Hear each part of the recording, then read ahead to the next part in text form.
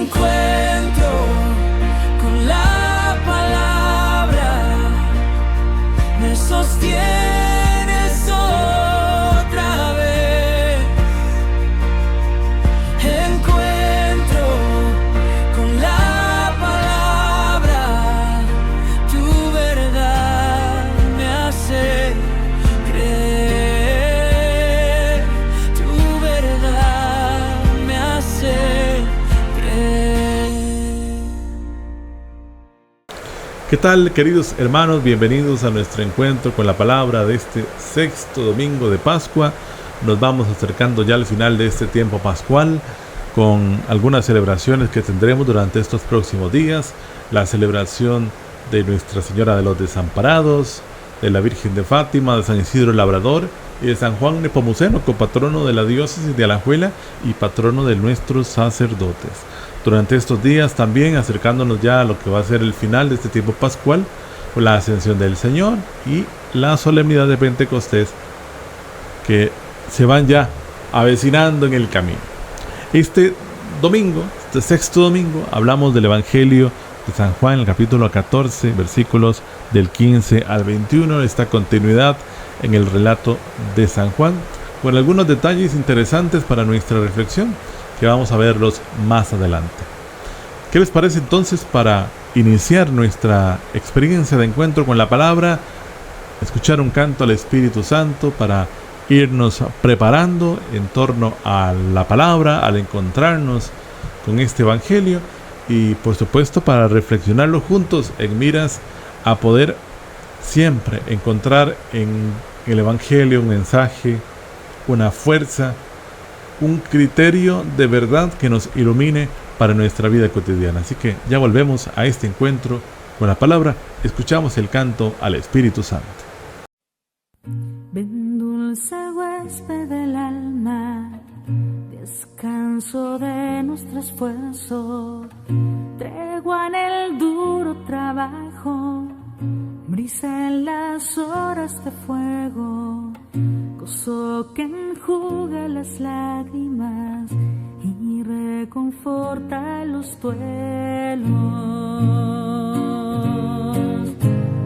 Ven, Espíritu Santo de Dios, mándanos tu luz, Padre amoroso del pobre, pon en tus dones espléndido, luz que penetra las almas, te necesitamos, fuente del mayor consuelo, ven Espíritu divino, ven Espíritu Santo de Dios, ven Espíritu Santo de Dios, ven Espíritu Santo de Dios.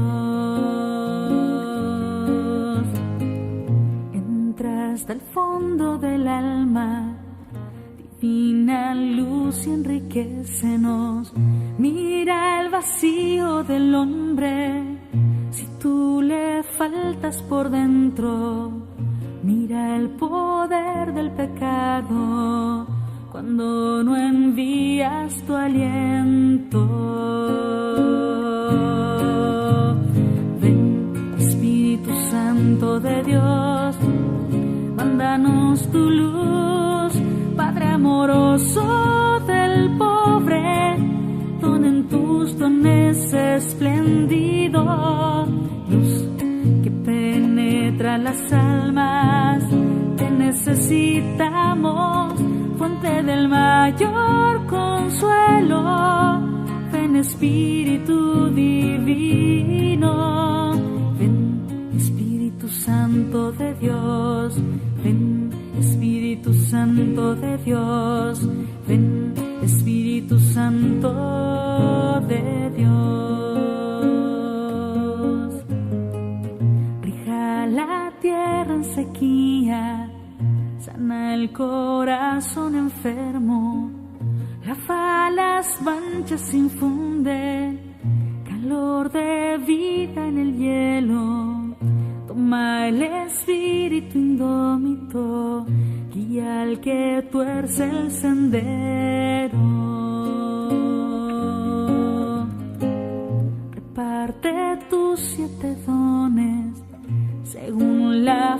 de tus siervos, por tu bondad y tu gracia.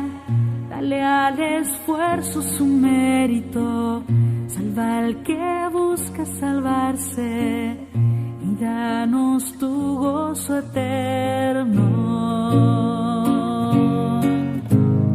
Ven, Espíritu Santo de Dios, mándanos tu luz, Padre amoroso del pobre, don en tus dones espléndido, luz que penetra las almas. Te necesitamos, fuente del mayor consuelo. Ven, Espíritu divino, ven, Espíritu Santo de Dios, ven, Espíritu Santo de Dios, ven, Espíritu Santo de Dios.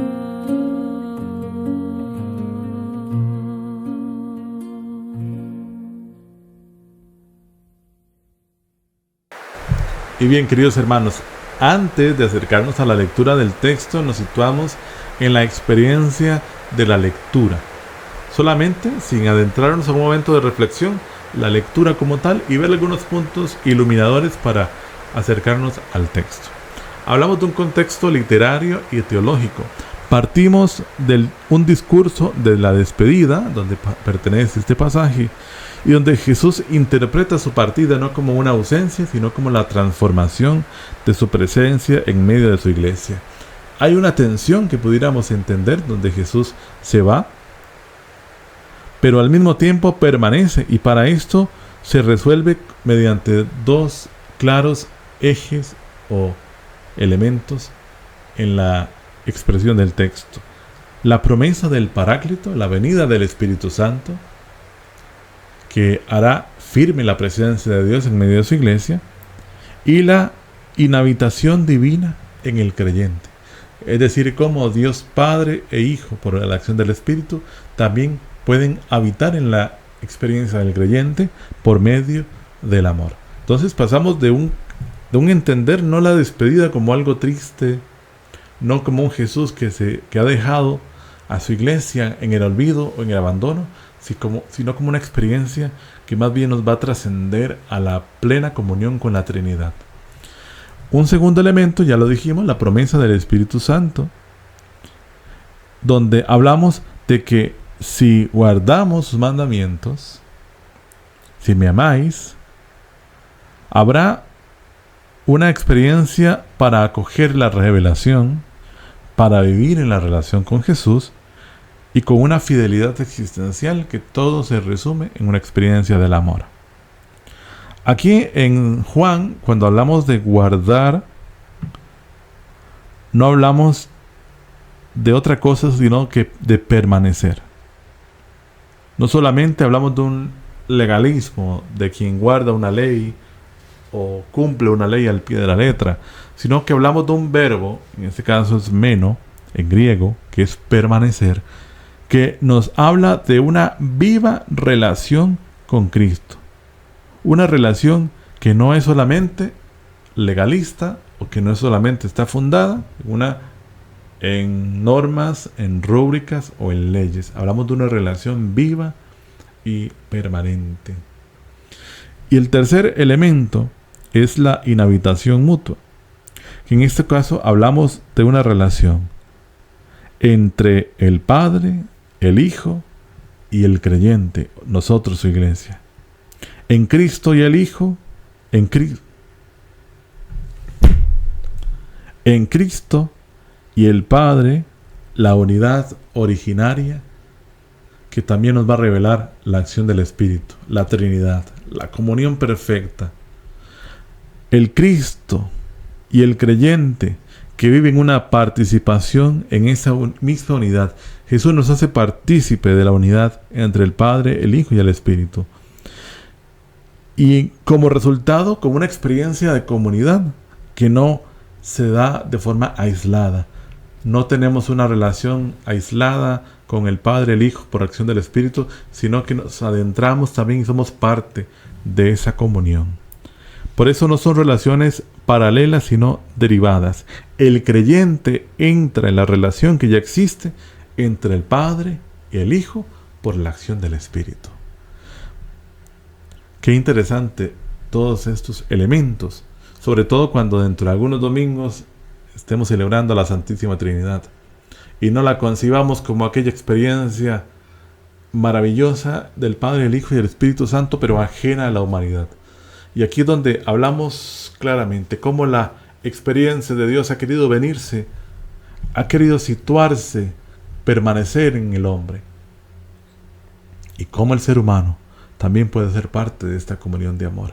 Y cómo a través de la misma experiencia comunitaria de nuestra iglesia, en medio de nuestra fragilidad, de nuestra pequeñez, también de aquellas situaciones que atentan contra la misma comunidad, como en medio de estas características también podemos ser parte y vivir nuestra experiencia de comunión trinitaria. Estos tres elementos podríamos entonces, queridos hermanos, enumerarlos, situarlos, ponerlos en la mesa para, ahora sí, escuchar el texto que nos invita este domingo a meditar. Evangelio de San Juan, capítulo 14, versículos del 15 al 21. Vamos a escuchar el texto y ya volvemos en este encuentro con la palabra. Si me amáis, observaréis mis mandamientos. Y yo rogaré al Padre, y os dará otro Paráclito, para que esté con vosotros siempre, el Espíritu de verdad, al que el mundo no puede recibir, porque no lo ve ni le conoce. Vosotros le conocéis, porque permanece con vosotros, y en vosotros estará. No os dejaré huérfanos. Volveré a vosotros. Todavía un poco, y el mundo ya no me verá. Pero vosotros me veréis, porque yo vivo, y vosotros también viviréis. Aquel día comprenderéis que yo estoy en mi Padre, y vosotros en mí, y yo en vosotros. Quien acepta mis mandamientos y los guarda, ese es el que me ama, y quien me ama será amado por mi Padre, y yo lo amaré, y me manifestaré a él. Bien, queridos hermanos, para situar la reflexión lo tomamos del Evangelii Gaudium, del Papa Francisco, para hablar de esta experiencia de fe que nos reúne como iglesia. Partamos de un primer elemento, el encuentro personal con Cristo. Lo dijimos hace un momento, tomando esta frase del texto que Jesús dice: si guardáis mis palabras, permaneceréis en mi amor. Por eso el cristiano solo puede nacer de una experiencia de encuentro personal con Cristo. No hablamos simplemente de un tema intelectual, de una postura intelectual. No hablamos solamente de un aspecto legalista en donde podemos cumplir ciertas normas para ser cristiano.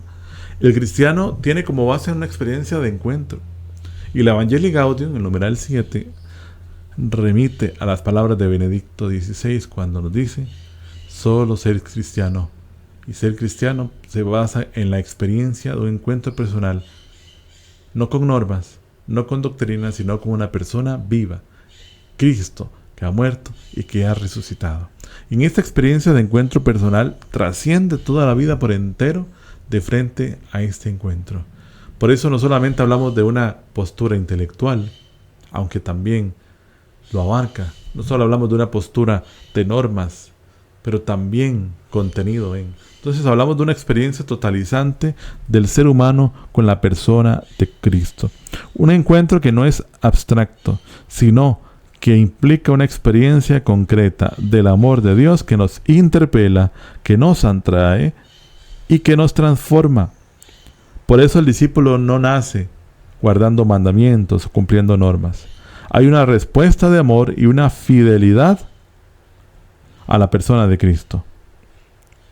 Por eso, en este primer punto, tenemos que preguntarnos, y a partir del mismo subsidio que nos ofrece esta semana, ¿cómo hemos experimentado realmente a Cristo como una persona viva? ¿O solamente lo hemos experimentado como una idea religiosa? ¿Realmente hemos experimentado este encuentro con Cristo como persona viva? ¿O meramente lo hemos pasado como una idea preconcebida incluso de un tradicionalismo familiar? ¿Realmente puedo decir que mi relación con Cristo es permanente o es ocasional? Y una tercera pregunta muy interesante: ¿dónde he reconocido en mi historia personal que Dios me ha amado primero?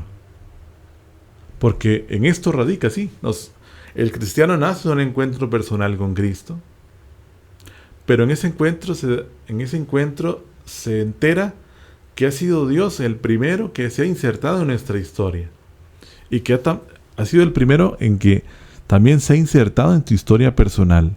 Y a partir de eso, de reconocer que Dios ha sido el que ha primereado este amor, poder responderle en medio de mi fragilidad y vivir una respuesta de amor, que en el todo se resume esto: una respuesta de amor que nos interpela, que nos atrae, que nos quiere transformar desde adentro, y que implica y que toca todas nuestras firmas de la existencia.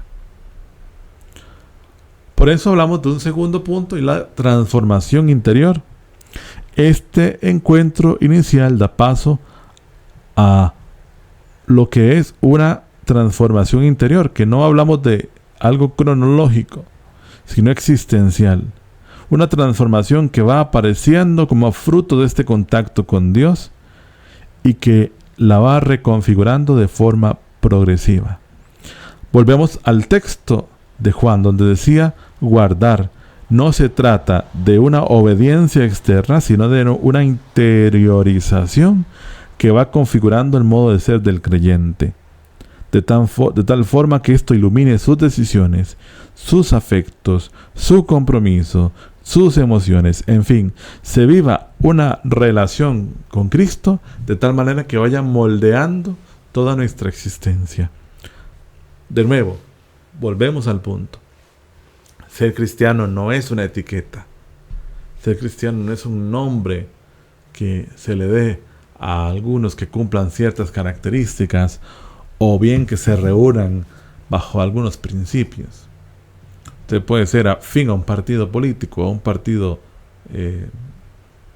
de fútbol, por ejemplo, pero esto no lo implica en su existencia por entero. El cristiano te hace vivir una experiencia de transformación interior, donde poco a poco te vas moldeando desde adentro con la persona de Cristo. Esta relación del discípulo con su maestro. Y nos invita también a reflexionar de qué manera he guardado la palabra de Dios. De qué manera puedo entender los cambios concretos que ha producido en mi vida el Evangelio, en el encontrarme con Cristo y el encontrarme con esta palabra. Y la tercera, permito que la palabra cuestione mis actitudes y prioridades. Por eso se habla de una transformación interior y no meramente sujeto al exterior o a la superficialidad. Y la tercera, queridos hermanos, que está intrínseca en la experiencia del Evangelio, la dimensión misionera. Nos abre un tercer momento donde el discípulo nos invita también a conocer aquello que ha transformado su vida. Quien no ha experimentado el amor de Cristo y vive en comunión, se siente impulsado por una necesidad interior a comunicar eso que ha transformado su vida.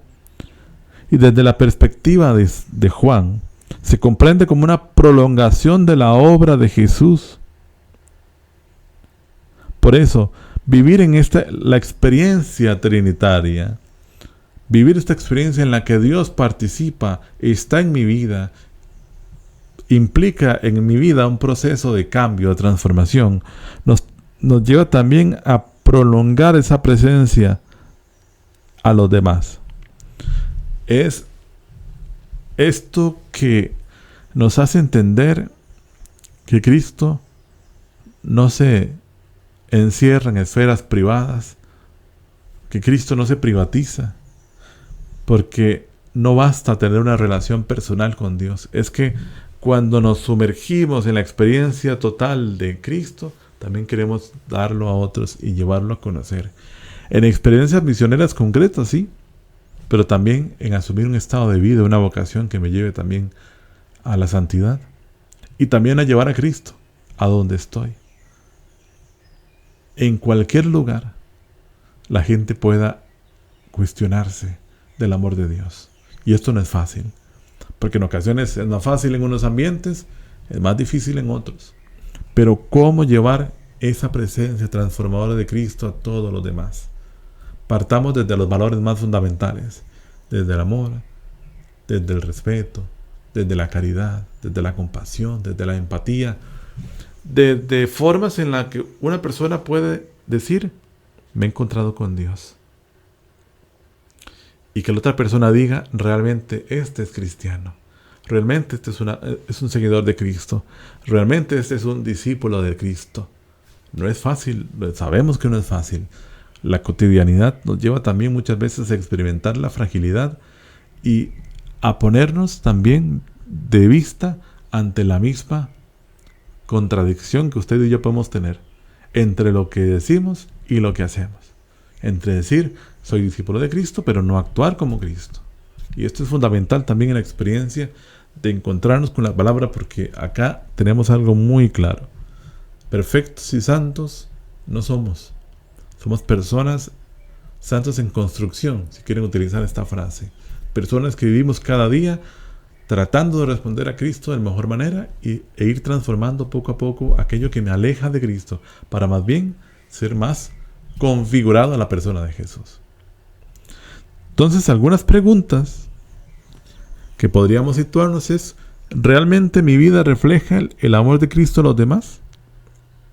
¿Me siento responsable de comunicar y anunciar el Evangelio a otros? ¿Y cómo puedes ser testigo de Cristo en el mundo, en mi entorno concreto, familia, estudio o trabajo? Esto es un gran reto.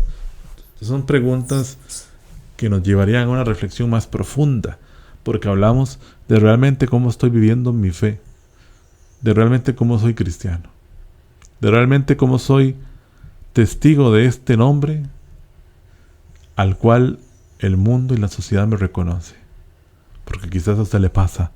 Personas te dicen, usted que está en la iglesia, usted que está más cercano de Dios, usted que conoce más de la iglesia, de la fe, usted que es muy religioso. La gente reconoce. Y por eso es un reto. No es solamente para que podamos jactarnos o sentirnos orgullosos de que la gente nos reconoce. No, no. Es una gran responsabilidad.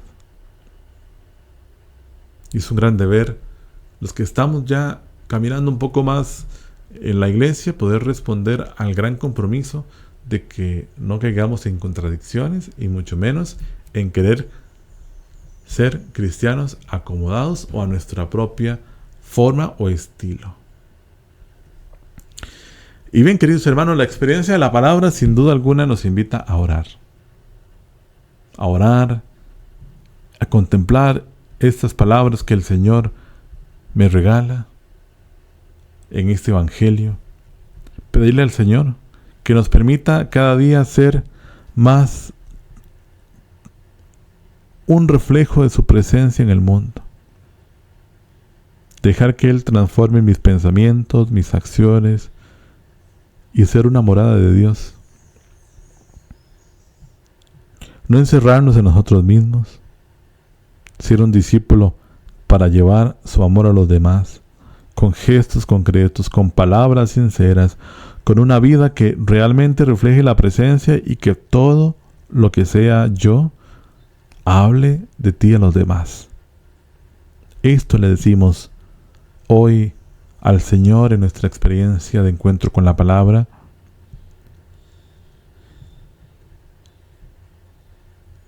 Para decirle al Señor, Señor, que yo pueda estar en ti y que tú estés en mí. Que realmente podamos percibir su cercanía, no como una idea, sino como una presencia viva y transformadora. Cristo está presente en ti. Quizás muchas veces no hemos dejado que el Señor more en nosotros. Que Cristo tome nuestra vida, que podamos realmente reflejarlo.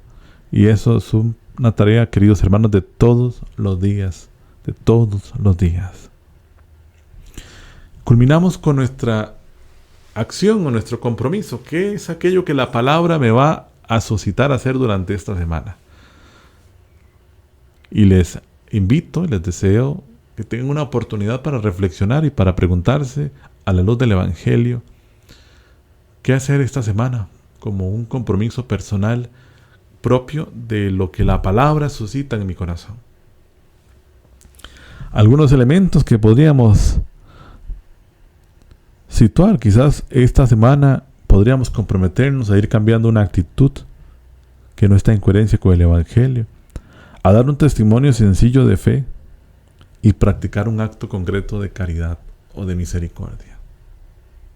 Pero usted en su casa, en su momento personal con Dios, repasando esta palabra, pensemos que es aquello en lo que yo pueda, a la luz de la palabra, poner en práctica para permitirle también a la palabra que haga un cambio en mi vida, que haga un momento de implicación fuerte en mi experiencia de vida.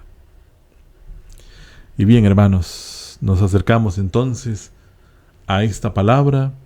Hemos meditado la palabra, reflexionado la palabra, contemplado y orado a través de la palabra. Así que la invitación es para que cada uno de ustedes pueda vivir auténticamente una experiencia de amor que se haga manifiesto en los demás, en mi vida cotidiana, y que me lleve a otros, también para que otros conozcan a Dios a través de mí.